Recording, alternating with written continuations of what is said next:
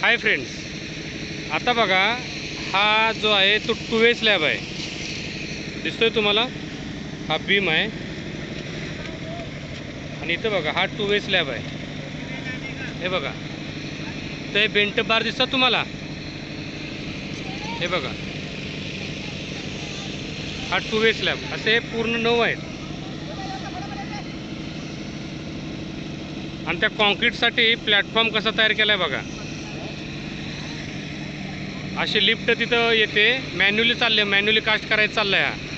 कारण खेडेगावात आहे ना मॅन्युअली कास्टिंग होतं, त्यामुळे त्याला प्लॅटफॉर्म, त्यांची गँग असते कॉन्क्रीटची.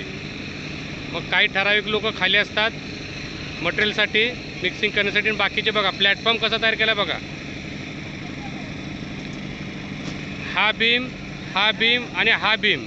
हे बघा, ते जे तिथं ठेवलं आहे त्यांनी, गाडी घेऊन चालले ते व्हायब्रेटर दिसते तिथपर्यंत तो प्रॉपर सरळ स्लॅब आहे. आणि त्याच्या पुढं आहे तो कॅन्टिलिव्हर स्लॅब आहे. हे बघा, हे जे कॉन्क्रिटिंग आता फिनिशिंग बघताय तुम्ही, तर हा आहे तो कॅन्टिलिव्हर स्लॅब आहे. हे एस टी महामंडळाचा स्लॅब भरायचा चालला आहे. हे बघा, पहिल्यांदा या गँगने कॅन्टिलिव्हर स्लॅब घेतला आहे भरायला. तुम्हाला दिसेल आता इथून खाली दिसतोय का बघा तुम्हाला? हे बघा, असं प्रॉपे लावलेले आहेत. तर हा कॅन्टिलिव्हर स्लॅब आहे इथपर्यंत, या बीमपर्यंत. जेवढे तो पोर्शन आता कास्टिंग करायचं चाललं आहे. आणि त्याच्या पुढचा हा पूर्ण, त्यामध्ये बीम आहेत. ओके, आणि हा पूर्ण 2 वे स्लॅब आहे सगळा.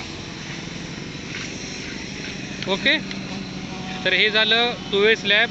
आणि कॉन्क्रीट ॲक्च्युली कास्टिंग कसं करतात, फिनिशिंग कसं करतात, किंवा त्याचा मॅन्युअली करताना प्लॅटफॉर्म कसा बनवतात.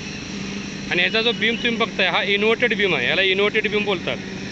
की हा बीम आहे तो स्लॅबच्या वरती येतो, 6 इंच खाली जाणार, आणि बाकीचा जो बीम आहे तो वरती येणार. इकडं तुम्ही बघत असाल, इथे एक्झिस्टिंग दिसतंय तुम्हाला. हे एक्झिस्टिंग स्लॅब आहे, म्हणजे एक्झिस्टिंग स्ट्रक्चर आहे. तसाच हे स्ट्रक्चर बनवायचं आहे. Okay, thank you.